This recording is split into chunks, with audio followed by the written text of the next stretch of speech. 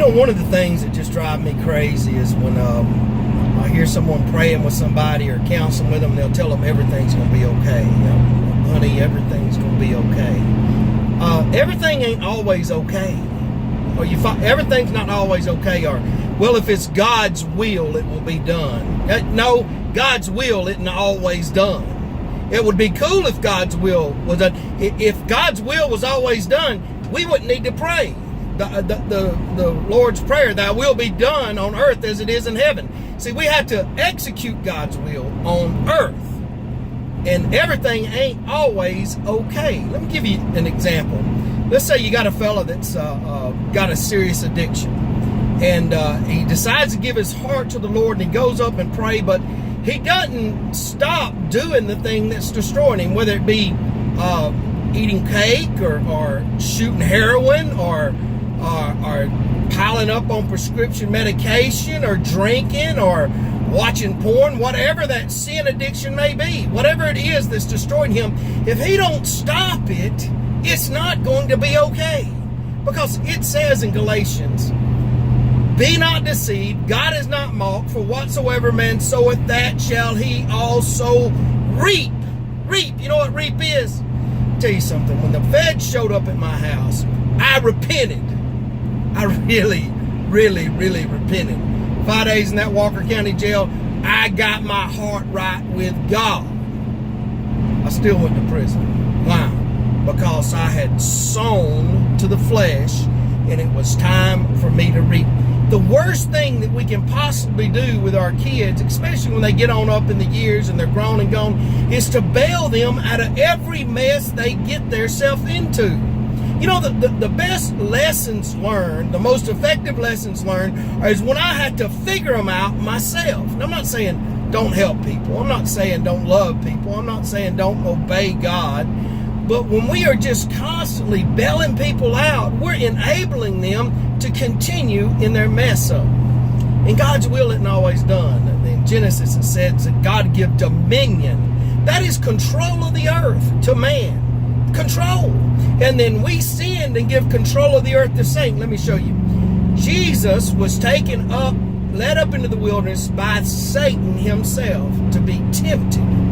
And he showed him, he said, if you bow down and worship me, and he showed him the kingdoms of the earth. That's the operating system, because they belonged to Satan. It's not God's will for people to get killed. It's not God's will for someone to walk into a school and shoot 30 or 40 people. That's not God's will.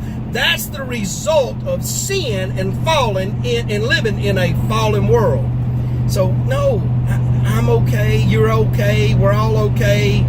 Sunshine, rainbows, and unicorns. No, it's not like that. The only way that we are okay is if we are obedient to God's word. So stop saying that. Stop telling people it's going to be okay, honey. It's going to be okay. No, it can be okay if you do what God instructs you to do. So what do we do? I had an incident in prison. I want to tell you about it. There's 168 people in the pod. Each bed had a chair assigned to it. On the back of that chair, they had a steel plate with a number. When I first get there, there was only about 120 people in there, and a lot of guys, they would double up on the chairs. They'd have one in the TV room, and then one by their bunk. That way they didn't have to move their chair. Well, all of a sudden, it got crowded. I had somebody else's chair, somebody had mine. We got 168 people. I'm on the top bunk. I want to sit down every now and then. I don't want to stand up or lay up on the top bunk all day long. So I went, found out where my chair was, and went and got my chair. We're in the utility room playing spades, and this guy comes in, a rather large black guy, a true gangster, been in prison a long time, probably got out and probably back in by now, come in to get my chair. And he reached down and grabbed my chair, and I snatched it out of his hand, and I said, now, you need to listen to me. I would rather die than let you have this chair. I meant that. I meant that. I was not going to bow down in fear to another man. That is stupid. Stupid, stupid, stupid. Stupid and weak to bow down in fear to another man. I mean, you need to get over yourself. You need to pray that God give you some intestinal anyway, so he decided to oblige me. He went to his room to get his shank and to put his boots on, and he was coming back out to stab me. I knew he was, so I waited on him. And I'm sitting there and I'm thinking, well, maybe I won't die. I'll just get stabbed and, have some time in the hospital. I'll be handcuffed, but food's got to be better. I accepted it. Let me tell you how God works. Now, was me looking at him and saying that right or wrong? I don't know. I have no idea. But let me tell you how God works. 2 other black guys meet him on the way. And if you know anything about prison, man, you think racism exists here and outside? I mean, segregation and racism is no joke in prison. One guy was a friend of mine. The other guy I hardly knew. He had 2 weeks left. He looked at that fella and he said, I want you to listen to me. If you go in there and lay a hand on that preacher, you will not wake up in the morning. He really did that. See, God took something that somebody meant for evil and turned it into the good. After that, I'd started a Bible study. We'd run about 8, 9, 10. After that, I earned the respect of everybody in that pod because I stood up for myself. There would literally be 40 and 50 people lined up and down the hallways to listen to me preach every day in the Bible study. So God that turned out okay. But man, if you keep doing the wrong thing, keep doing the stupid thing over and over again, it's not going to be okay. You need to listen to me. It's not going to be okay. You got to change. You have to change. Man, I've known people that in their 30s and 40s to literally eat themselves to death. Just keep eating. Just keep eating. Knowing that they're killing themselves. They say, and they're in their 20s and they're like, well, I'm still healthy. My blood pressure's good. I got this. But they just keep on going. You gain 5-10 pounds a year, you'll be like me. I was 210 pounds fit, wore a size 30 in the waist getting out of the Army, 210 pounds. I was in good shape.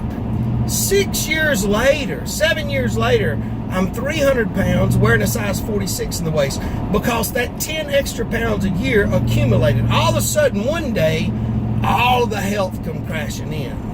Now, I had a decision to make. I had to change, and I would change for a little bit, and I'd go back. I'd change for a little bit, and I'd go back. When I repented at 39, when the Fed showed up, I made a real change. I made a decision that it wasn't about me. It was total and complete surrender over to God. And if I hadn't have made that change, I would have never saw 40 years old. I just wouldn't have. I would have died. What bothers me a lot of times is some of you guys you think it's okay. You think continuing to eat the way you eat. You think continuing to smoke, to drink, look at the pornography, to do dope. You think, you got plenty of time. No, you don't. You don't have plenty of time. Tomorrow never comes. Make the change today. It isn't always okay. And God's will, it's not God's will for you to die of a heart attack at 45 years old. It's not God's will for you to die of a heart attack at 55. Moses didn't even start his ministry till he was 80 years old. So today is the day to change, not tomorrow. Today is the day. It's not always okay. God's will isn't always done. I pray that this helps you, and I pray that God bless you in Jesus' holy name. Amen.